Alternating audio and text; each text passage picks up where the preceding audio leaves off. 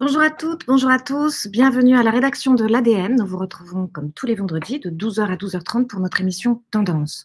Aujourd'hui, nous avions envie de vous parler de gaming. Gaming est-il le new cool? Alors, l'industrie du jeu, on le sait, c'est d'abord et avant tout un marché qui est énorme, c'est 150 milliards de dollars. 150 milliards de dollars, c'est quoi? C'est quasiment 3 fois plus que l'industrie du cinéma. Donc, on voit bien à quel point la chose est énorme.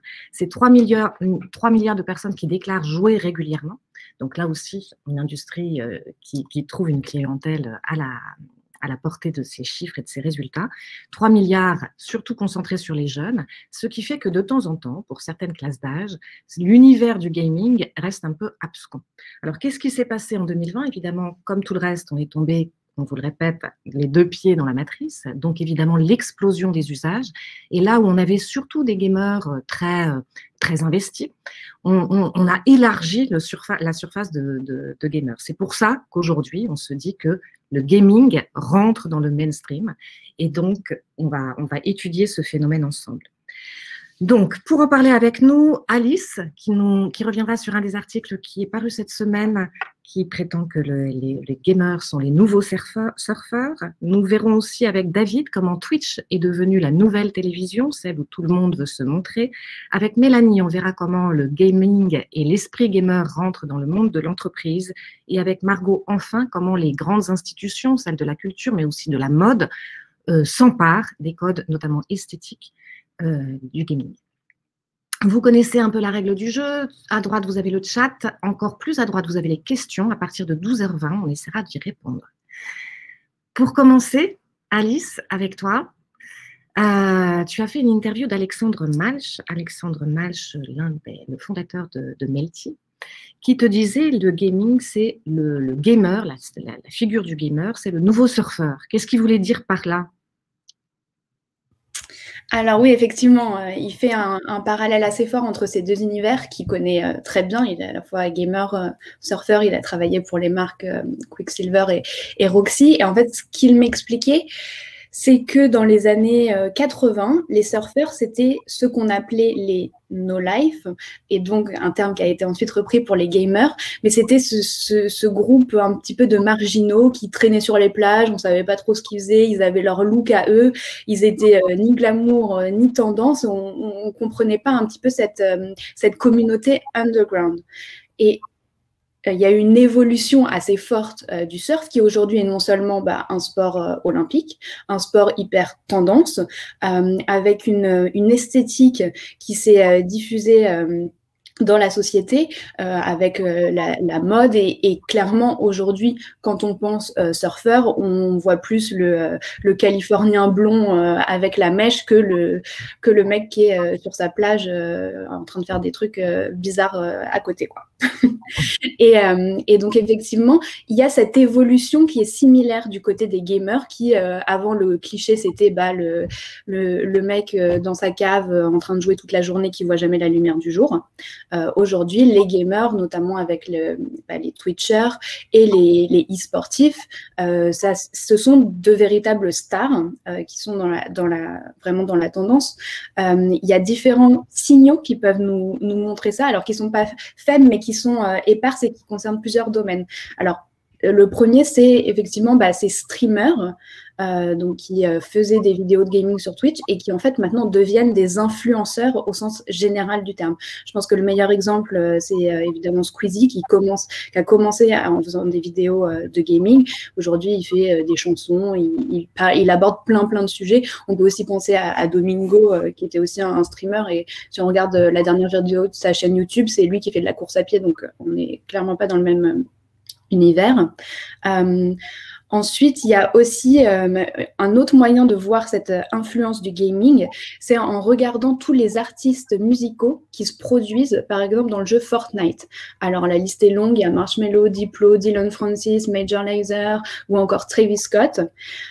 C'est pas comme si les artistes musicaux manquaient de plateformes pour se produire, même en temps de pandémie. Ils pourraient très bien faire des lives sur YouTube ou des choses comme ça, mais ils choisissent donc consciemment Fortnite. Et si vous regardez juste 2 secondes du concert de Travis Scott, vous comprenez très vite pourquoi, parce qu'il y a une esthétique, il y a des mises en scène qui sont impossibles à reproduire en vrai. Donc c'est un vrai choix conscient qui montre la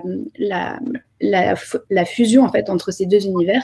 Et enfin, même dans l'univers du professionnel, Alexandre Malch me racontait qu'il y a des outils spéciaux, enfin très utilisés par les gamers, de type Discord, qui est donc une plateforme réseau social où on peut discuter notamment de façon vocale, et qui est très utilisé pour les jeux par équipe pour se synchroniser. Et il y a de plus en plus de gens dans le milieu professionnel qui se disent, en fait, au lieu d'utiliser Slack, Teams ou Zoom, pourquoi je n'utilise pas Discord, puisque j'ai en fait les mêmes besoins que j'ai avec mon équipe de gamers. Donc en fait, on voit vraiment que ça s'infiltre et ça infuse partout. Voilà, donc les codes du gamer, qui étaient très restreints à une certaine communauté, remontent sur à peu près tous les univers. Avec toi, David, on va regarder ce qui se passe du côté des médias, parce qu'on l'a vu depuis 2020 et l'accession de Samuel Etienne sur la plateforme Twitch TV. Twitch TV devient la nouvelle télé. Alors, peut-être que j'introduis juste Twitch TV pour ceux qui n'y sont pas encore allés. Je vous invite tous à y aller parce que c'est important de le faire. Twitch TV, c'est à la fois une télévision et c'est à la fois YouTube, mais entre les deux, puisque c'est du live, donc c'est essentiellement la capacité de diffuser en live et de pouvoir interagir de manière extrêmement étroite avec ceux qui regardent. Ceux qui regardent et ceux qui font ne cessent pas d'entretenir une sorte de conversation. Donc avec toi, David, qu'est-ce qui s'est passé sur Twitch TV depuis 2020? Ça a complètement, on a l'impression qu'on est sorti du domaine des gamers. Effectivement, le fait est qu'avec le confinement, la plateforme déjà naturellement a connu une hausse de son audience. Mais il y a eu aussi l'arrivée de Samuel Etienne sur la plateforme. Donc depuis, l'ensemble de Twitch respire un peu au même rythme que lui. Donc pour vous faire un petit topo, donc Samuel Etienne, c'est un journaliste de radio qui est aussi le présentateur de Questions pour un champion. Et en avril 2020, donc au moment où tout le monde était confiné, il vient faire un petit featuring sur la chaîne du streamer Étoile, qui avait l'habitude de commenter en fait en direct l'émission Questions pour un champion. Et donc en fait ils font le featuring ensemble, ça se passe super bien. Le mec a pas du tout la grosse tête, il est assez cool et il est curieux aussi de voir comment fonctionne en fait cette plateforme, parce que lui qui vient de la radio et de la télé, il a pas véritablement l'habitude, il a l'habitude des lives, mais il a pas l'habitude de cette interaction constante comme ça avec le public.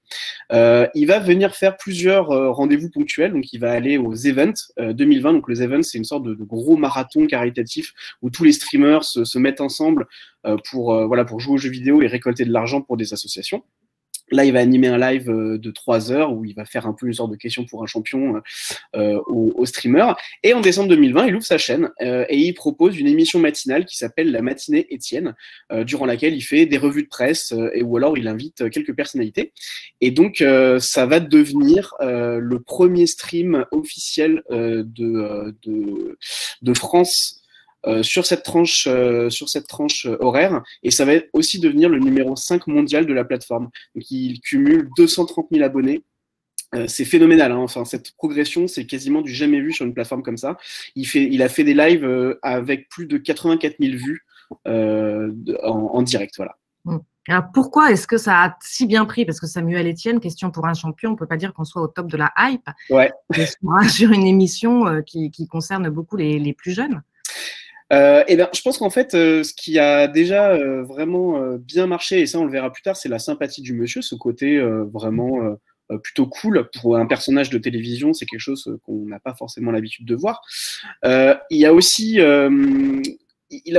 cette particularité de représenter une sorte de pont entre la plateforme Twitch et les médias mainstream. Il faut savoir que pendant longtemps, les médias mainstream ont toujours regardé avec un œil méprisant tout ce qui venait de l'Internet, hein. Les blogs, les youtubeurs, même le monde du jeu vidéo, pendant longtemps, a été vraiment vu de manière méprisante, on peut le dire.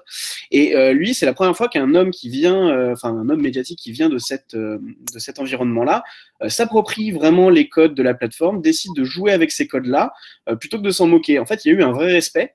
Et Samuel Etienne, par la communauté Twitch, a été vu comme une sorte d'élu, un peu celui qui va légitimer le métier de streamer finalement aux yeux du grand public. Et il est monté lui, et puis il a fait monter d'autres, parce qu'il y a eu d'autres expérimentations qui ont suivi. Il y a BFM qui s'y est collé. Il y a BFM TV qui a fait son premier live le 3 mars dernier, donc avec la journaliste de Margot Frouville, qui s'est pas honnêtement très bien passé, hein, parce que voilà, faut dire ce qui est. Samuel Etienne, il a été toléré, accepté parce qu'il a mis du temps à arriver, pris le temps pour arriver, alors que là, ce sont des médias qui débarquent sur Twitch. Et ils sont un peu vus comme des colonisateurs finalement. Ils se disent ah ça y est, il y a un territoire à conquérir, on va y aller. Et là, forcément, le live de BFM TV qui s'est passé le 3 mars dernier, c'est pas extrêmement bien passé. Il y a eu beaucoup d'images de pénis en érection qui ont popé dans le chat. La journaliste se faisait troller, donc c'était pas évident. Elle a quand même fait 2300 vues. Elle a cumulé 2300 viewers pour la première émission et 1666 pour la deuxième, ce qui est quand même un bon résultat. Il faut dire ce qui est pour un stream débutant, mais bon, clairement, on n'est pas au même niveau que Samuel Etienne. Et faut aussi, peut-être préciser que Samuel Etienne, depuis quelque temps, après son interview de François Hollande qu'il a fait venir et de Jean Castex la semaine dernière, il est un petit peu vu comme un peu le traître à la cause finalement, parce que il avait cet espace et plutôt que de faire quelque chose d'un petit peu différent, il a finalement fait arriver les hommes politiques sur Twitch. Et ça, du côté de la plateforme, c'est assez mal vu parce que finalement, Twitch, ça a une image comme ça de contre-culture, et voir des hommes politiques débarquer sur une plateforme qui est censée être le centre de la contre-culture, forcément, ça la fout un peu mal. Alors, il y a quand même un exemple d'un média traditionnel qui est arrivé sur la plateforme et pour nous, ça se passe bien, c'est Arte. C'est ça, ouais, c'est notre petit chouchou, en tout cas, c'est mon chouchou à moi. Donc, du coup, faut savoir que Arte, ça a quand même été la chaîne de télé qui, depuis 2008, sait comment s'approprier les codes du web et proposer des formats innovants et toujours vraiment ciselés, taillés pour les formats web. Donc, ils ont une vraie culture du numérique là-bas, contrairement à d'autres chaînes qui ont peut-être qui voient le web comme un territoire à conquérir. Et donc, ils ont lancé en mars dernier une émission qui s'appelle Jour de Play, donc qui réunit la fine fleur des youtubeurs et des streamers français spécialisés sur le jeu vidéo. Donc, on a Pierre Obus, Game Spectrum, Marine Mac, la Dev du Dimanche. Donc on est loin des chiffres aussi de Samuel Etienne, hein. Là, on a 9400 followers et on a beaucoup moins de viewers directement. Mais on sait que c'est un lancement qui s'est quand même plutôt bien passé, qui est ultra bienveillant, et ce qui veut dire que même les chaînes de télé peuvent faire des choses intéressantes et se faire accepter sur cette plateforme. Donc, on le voit, hein, c'est un marché, le gaming, c'est un marché à conquérir, mais c'est surtout un marché qui a des codes extrêmement ciselés. Est-ce que tu peux nous résumer les grandes lignes de ces codes, de cette culture gamer? C'est ça, donc c'est compliqué de faire son trou sur la plateforme Twitch parce que il faut savoir que pendant très longtemps, elle a été et elle est toujours imprégnée par la culture gaming et la culture manga, ou on peut appeler ça la culture otaku. Et on pourrait un peu comparer les streamers professionnels, ceux qui veulent vraiment réussir, hein, pas ceux qui font ça un petit peu à côté, mais ceux qui veulent vraiment gagner leur vie sur cette plateforme.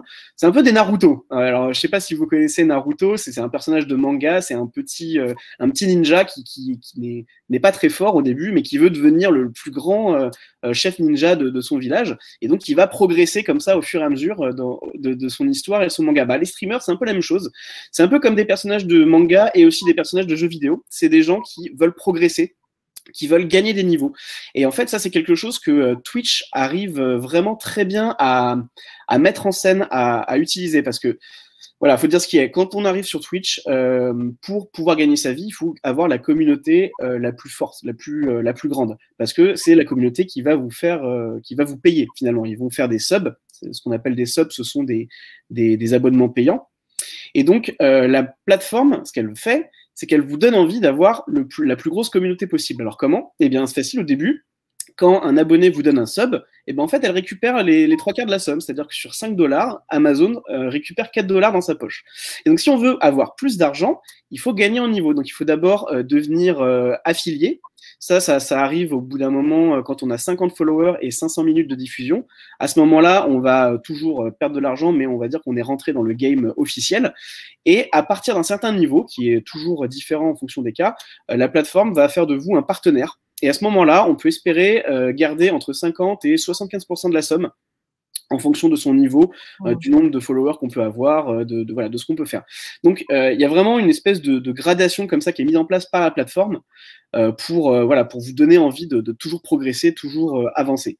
Et voilà, il faut savoir aussi que les streamers sont animés par la passion. Ce qu'ils veulent vraiment, c'est gagner leur vie en jouant aux jeux vidéo. Donc, pour ça, il n'y a pas 36 solutions. Soit il faut être très bon dans les jeux vidéo, soit il faut, on va dire, dépasser les autres par son authenticité, sa personnalité. Et un sociologue que j'avais interviewé qui s'appelle Mathieu Koch a évoqué carrément une forme de commercialisation de l'authenticité sur la plateforme. C'est-à-dire qu'il compare cette monétisation à celle qui est pratiquée par les camgirls ou les camboys qui, eux, exposent leur corps sur Internet contre de l'argent. Et bien, sur Twitch, on expose son authenticité. C'est ce qui nous sert de monnaie d'échange. Et enfin, le dernier point, je pense que voilà, la communauté, c'est vraiment du coup ce qu'on a dit, le réservoir d'énergie des streamers.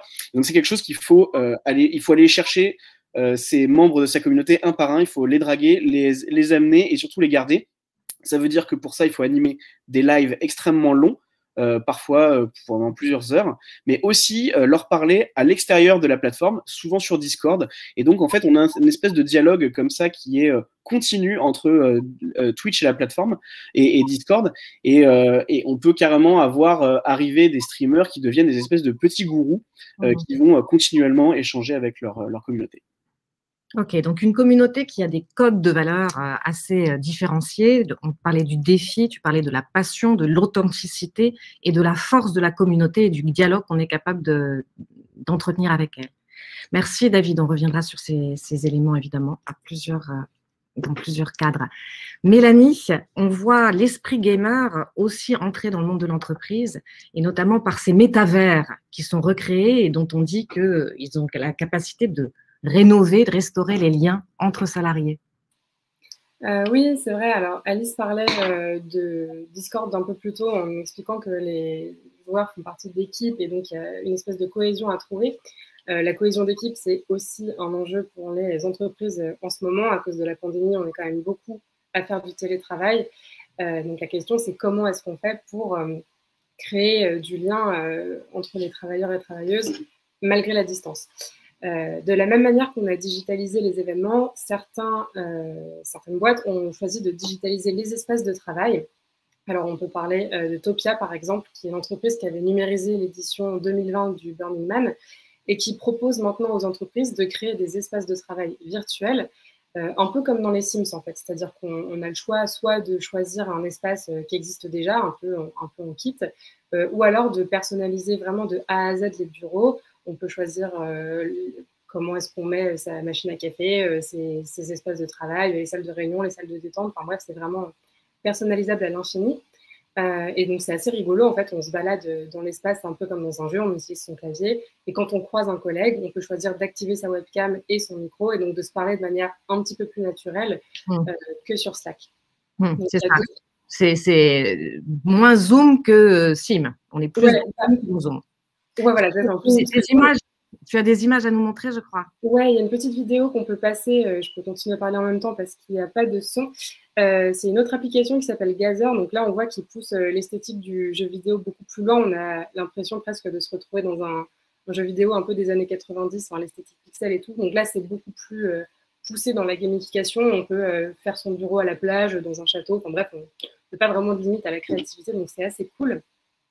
Et en fait, ce qui est assez intéressant, c'est que non seulement ça peut être un peu ludique, mais on va vous partager un article du Wall Street Journal dans le chat qui explique en fait, qui reprend des études, qui explique que certes c'est amusant, mais c'est aussi plus intuitif pour nous de nous déplacer comme ça dans des espaces qui soient qui soient très clairement définis, quoi. Il y a l'espace de travail, l'espace un peu détente, l'espace réunion.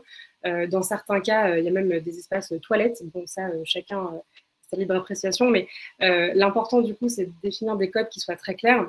Autant sur Slack, sur Teams, on peut indiquer quand est-ce qu'on n'est pas dispo. Là, vu qu'on est connecté un peu tout le temps, L'idée, c'est de se dire, bon, bah, si l'avatar de son collègue est assis à son bureau, a pas sa webcam, pas son micro activé, éventuellement, on le laisse travailler. Ok, merci Mélanie. Donc, l'esprit gamer qui rentre dans le monde de l'entreprise.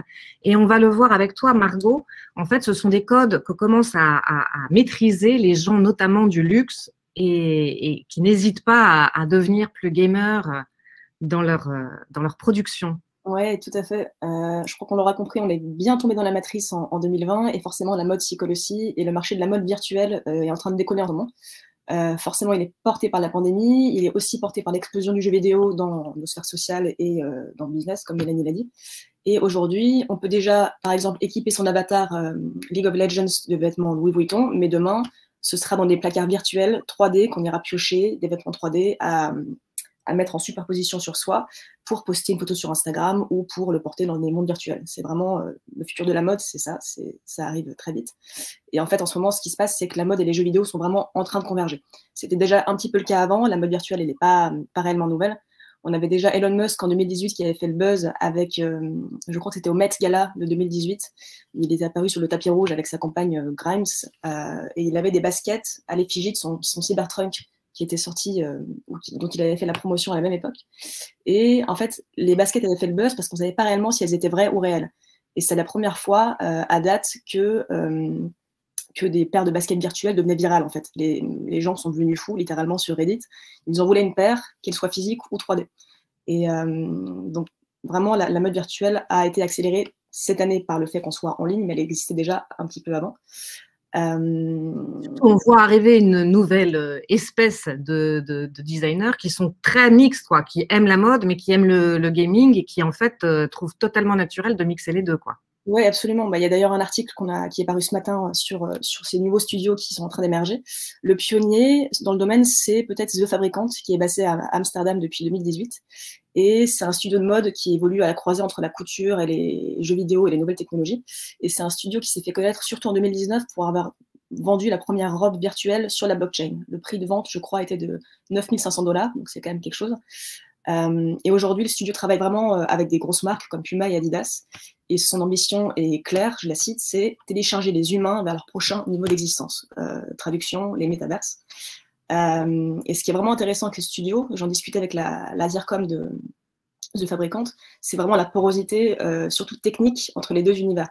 C'est-à-dire que chez The Fabricant, on va avoir des designers de mode, et on va aussi avoir des designers vraiment de mode physique, des designers de mode virtuel qui vont travailler avec des designers plus issus du monde du jeu vidéo. Par exemple, on a des environment artists, donc c'est vraiment des gens qui initialement travaillent dans l'univers des jeux vidéo et qui sont censés créer des modèles 3D de décors et d'objets.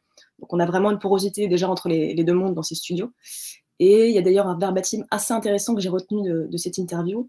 C'était, donc je la cite, « Nos designers ont des compétences solides en tech et en mode, car ils doivent savoir manier des logiciels, tout en comprenant le drapé, le flow, la coupe d'un vêtement, sont tombés sur une silhouette. » Donc vraiment, le meilleur des deux mondes est là, et c'est dans ces studios-là que ça se passe en ce moment. Alors, certaines grandes marques s'y mettent déjà aussi. On a vu Elfinger, on a vu… Ouais, il y avait Tommy Hilfiger déjà dès 2019. Après, les marques suivent le mouvement, mais de manière lentement mais sûrement. Hein. C'est moins technique que ce qui se passe dans ces studios-là. Par contre, on a eu des signaux assez forts. On avait Tommy Hilfiger, effectivement, en 2019, qui avait annoncé concevoir ses collections uniquement en 3D dès la saison printemps-été 2022, je crois. Et son ambition, c'était de réduire la chute de tissus qui pouvaient être inutiles, les échantillons, et faire des économies de temps et de coûts. On avait même eu l'ancien CEO de la marque, qui était Daniel Grider, qui disait « Le potentiel de la conception 3D est illimité, c'est vraiment le futur. » C'est vraiment quelque chose qu'il avait déjà certifié en 2019. Aujourd'hui, on a plus de grandes maisons de luxe qui s'y mettent. On l'a vu durant la pandémie parce que les marques étaient privées de défilés. On a eu beaucoup de marques comme Dior, Fendi et Valentino qui ont présenté leur collection sur Animal Crossing. Mais je crois que l'exemple le plus marquant de ce phénomène-là, c'était le défilé en réalité virtuelle de la maison Balenciaga. Je crois qu'on peut se mettre un petit aperçu en vidéo avant que j'en parle un petit peu. Il me semble qu'on avait… Ouais.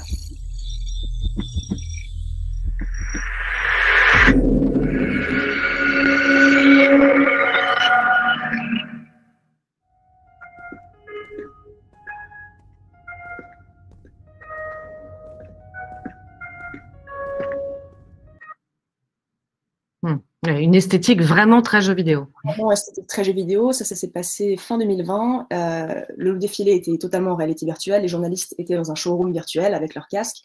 Ils pouvaient interagir avec les vêtements du showroom. Et je crois que la collection s'appelait Afterworld. Donc, on a vraiment, même le nom, même le logo a vraiment une esthétique très, très gamer. Et en fait, le show est très rétro-futuriste. Il a une esthétique très particulière qui est conçue et pour plaire aux gamers et aux aficionados de la marque. Donc, c'est vraiment une collection qui s'est faite un peu porte-parole de la mode du futur. Et on avait Libération qui était allé jusqu'à dire que c'était une mode taillée pour s'évader sans sortir de chez soi. Donc, vraiment, on arrive vraiment à ça et les marques vraiment s'y mettent en ce moment. Ok, merci Margot, merci. Donc, on le voit, l'esprit gamer qui gagne à la fois une esthétique et la culture gamer qui rentre. On va prendre maintenant vos questions. On a une question de Fabien, peut-être plus pour toi, David. Concernant les politiques sur Twitch, peut-être que c'est plus une question de tonalité que de sujet. Je suppose que Fabien veut dire par là que c'est leur tonalité qui ne collait pas avec la culture Twitch plutôt que le fond de leurs propos. Alors, il y a eu plusieurs, on va dire, arguments qui ont été avancés qui expliquent pourquoi est-ce que ça a été assez mal perçu. Je pense que sur l'interview de Jean Castex, sur l'interview de Hollande, ça s'est plutôt bien passé. En vrai, il n'était pas en exercice et ce côté un peu, on fait des blagues et tout. Bon, ça a plutôt été bien vu en vrai. Jean Castex, c'est différent. Il était en exercice, il est toujours en exercice et surtout, il avait vraiment, on sentait qu'il y avait un média training derrière pour esquiver les questions des internautes. Donc qui était quand même assez fort. Et même là-dessus, Samuel Etienne, même si des fois il faisait des relances, je pense qu'on était sur la limite de cet exercice et c'est toujours un peu compliqué. Et deuxièmement, je pense qu'il y a aussi ce qui lui était reproché, c'est que faire venir, en fait, déjà il y a une certaine partie des internautes, notamment à gauche, qui estiment que c'est pas les hommes politiques du circuit classique qui devraient venir, mais plutôt soit des jeunes pousses, soit des gens de circuits un peu plus alternatifs. Et il y a aussi toujours un peu cette critique qui est entendue notamment de la part des streamers pro qui évitent en général de mettre de la politique dans leur stream en disant on est apolitique, on parle pas trop de politique pour pas diviser leur communauté en fait. Bon, c'est souvent un peu comment dire hypocrite entre guillemets vu que tout est clairement politique, mais en tout cas voilà, c'est de manière historique, c'est toujours un peu mal vu de parler politique sur Twitch. Sur cette question politique, de fait, tu avais fait des choses intéressantes avec Paul Conge, qui parlait un peu de qu'est-ce qui se passait au niveau de la politique sur cette plateforme et l'influence notamment des pensées un peu extrêmes. Oui, alors ça, c'est vrai que c'est un autre sujet, mais c'est vrai que ce que je disais, voilà, on dit enfin, les streamers disent on ne fait pas de politique, mais on peut prendre l'exemple d'un streamer comme Sardoche, par exemple, qui tient des lives avec des propos forcément très marqués, bon, alors en fonction de ce enfin, qui est souvent plutôt à droite, libéral, voire même souvent masculiniste aussi. Donc on a quand même des streamers qui font de la politique, qui parlent pendant plusieurs heures de politique avec leur communauté, qui l'assument. Mais voilà, c'est vrai que on a Paul Conge, donc qui est un journaliste de Marianne, si je me trompe pas, avait fait une enquête aussi sur Twitch et sur les réseaux de gaming en expliquant que c'était aussi un très bon réservoir de recrutement pour l'extrême droite et notamment pour les groupuscules vraiment fascistes extrêmes, parce que souvent on retrouve dans la population de joueurs des jeunes qui n'ont parfois que ça finalement, qui sont dans une impasse au niveau de leur vie professionnelle ou sociale, qui se réfugient dans le monde des jeux vidéo, qui sont en fragilité, et ça devient des cibles vraiment évidentes pour l'extrême droite. Donc il y a aussi cet aspect-là. Alors, on a fait une enquête qui n'est pas encore parue sur le côté just chatting de Twitch. Donc, on a l'impression que sur Twitch, on peut vraiment parler de tout, mais par contre, il faut vraiment qu'on puisse en discuter plus que d'en parler. Donc, c'est sans doute aussi ce côté très descendant qui est pas du tout dans l'esprit Twitch TV, quoi. Enfin, je sais pas ce que tu... Oui, c'est ça. Je pense que en termes de stream, comment dire, j'avais fait une interview de Danny Caligula, ça peut-être que je vous la retrouverai, je vous la mettrai en lien, qui lui fait des streams vraiment très politiques et qui va par exemple s'engueuler énormément avec sa communauté qui est pas toujours du même avis que lui. Et lui, il estime effectivement que contrairement à d'autres plateformes comme Twitter par exemple, on peut avoir des vraies conversations même un petit peu tendues sur la politique sur Twitch. Cependant, bon, voilà, faut voir aussi que c'est pas même s'il a une communauté qui est en train de monter, c'est pas non plus la majorité. Il représente vraiment une toute petite parcelle de ce que peut être Twitch en général. La plupart des streamers ne font pas ce genre de choses. Une question de Xavier. Comment les marques de luxe peuvent-elles concilier ces mondes virtuels avec les enjeux de développement durable et d'éco-responsabilité? C'est une bonne question parce qu'en plus, il y a tout un discours, Margot, autour de cette question de écologie versus virtuelle. Un discours qui est assez pernicieux, je pense, même si on n'a pas encore travaillé dessus. C'est un papier qu'il faudrait que je fasse justement sur l'environnement, la mode virtuelle et les métaverses, en fait. Alors oui, c'est plus écologique que la mode physique parce qu'il n'y a pas de papier, il n'y a pas de tissu, il y a moins de chute de papier. Elle est plus écologique de ce point de vue-là, en termes de chaîne de production. En revanche, pour créer un métaverse, il faut des sacrés serveurs. Et en fait, ça consomme de l'énergie, énormément d'énergie. Et ça, c'est quelque chose que les marques, ou en tout cas les studios de mode virtuel, omettent un petit peu de dire dans leur discours. Donc, oui et non. Non, mais dans l'interview que tu as faite de The Fabricant, c'était intéressant parce qu'eux disent on s'est lancé dans la mode virtuelle parce que c'est plus écologique, ce qui quelquefois paraît un peu étrange. Ce qui est vrai, sauf que le nouvel enjeu, il est plus pollution numérique que pollution textile. La pollution textile, elle est là, on le sait, donc il règle un problème, mais en fait, on a bien compris que quand on règle un problème, il y en avait un autre qui se présentait. Donc oui, c'est plus écologique que la mode physique. En revanche, ça reste un secteur qui va polluer aussi, très honnêtement. Alors, une question de Caroline, mais je ne suis pas sûre qu'on soit en capacité d'y répondre. Alors, elle a disparu de mon écran. Sur Discord. Ouais, alors j'ai un tout petit élément de réponse sur le sujet. En fait, c'est pas une plateforme qui est très investie par les marques en ce moment. Il y a certaines, et notamment dans l'univers du gaming et de l'entertainment, comme EA Games par exemple, qui sont dessus. Après, il y a beaucoup de blogs qui se posent la question. Il y a des guidelines qui sont créés pour voir comment est-ce qu'on peut créer une communauté de marques sur Discord. Donc, c'est clairement quelque chose que les entreprises ont en tête, je pense. Et un peu de la même manière qu'elles commencent à investir WhatsApp, on peut vraiment imaginer que les entreprises iront sur Discord demain. Enfin, je pense que c'est complètement crédible, notamment avec la démocratisation de l'usage de la voix. Là, nous, je ne sais pas si vous avez vu la une de l'ADEME ce matin, mais qui parle de l'usage de Clubhouse par les marques, par exemple. Donc, on peut imaginer que tout en touchant une communauté différente, ça peut très bien se transposer à Discord. Alors, on prend une dernière question, celle de Jade. Selon vous, les concerts en ligne, type Fortnite avec Travis Scott, vont-ils encore plus se démocratiser avec les artistes? Est-ce que quelqu'un veut se risquer à cette question? Moi, personnellement, j'espère pas, mais j'espère qu'on pourra revoir des artistes en vrai. J'espère qu'il y aura les deux, en fait. C'est comme ce que tu disais, David, la dernière fois, je crois qu'on en parlait en réunion de rédaction, où tu disais, c'est pas parce qu'il y a des métaverses qu'on passera notre vie dedans, quoi. Et on espère quand même que les échanges, les interactions physiques reviendront déjà, ce serait une bonne chose. Après, on n'est pas prophète, effectivement, mais ce serait bien qu'il y ait un juste milieu, un juste équilibre entre les deux, en tout cas. Bah après, en termes de créativité, on voit que ça apporte… en fait, c'est complémentaire, c'est exactement ce que vous dites. Il y aura probablement les deux parce que ça offre des possibilités qui sont impossibles à reproduire sur scène. Exactement. Et bon, alors ça permet de toucher plus de gens, mais ça permet vraiment de créer des scénographies tout à fait incroyables. Donc moi, je pense qu'évidemment, ils vont continuer à cultiver cet univers gaming et que ce sera complémentaire des concerts physiques. On va regarder d'ailleurs ce papier sur la réalité étendue et les concerts, surtout l'aspect XR et réalité immersive qui se mêle un peu au monde de la musique. Il y avait Billie Eilish qui avait fait un sacré concert en réalité étendue. Donc oui, c'est vrai que tu as raison, il y a des choses vraiment phénoménales qui se passent dans le monde de la musique, mais peut-être qu'il y aura une fusion entre les deux, une hybridation entre les techs et les concerts physiques. Ouais, on peut imaginer genre un concert en direct avec du public en vrai et en même temps le truc est retranscrit en direct sur un autre jeu. Il y avait des chiffres qui avaient été calculés, c'était très intéressant de voir qu'effectivement en termes de cibles touchées, c'était absolument dingue le côté virtuel et qu'en termes de rentabilité, c'était évidemment beaucoup plus intéressant pour les artistes. Donc à partir du moment où le marché semble répondre favorablement, il y a de grandes chances pour que ça se développe. Il est 12h34, nous avons 4 minutes de retard sur notre planning. Merci à tous d'être parmi vous. Nous continuerons à dialoguer avec vous sur certaines questions qui nous ont été posées. On se retrouve la semaine prochaine. Je vous souhaite à tous une excellente fin de journée. et un très bon week-end. Bon week-end. Salut.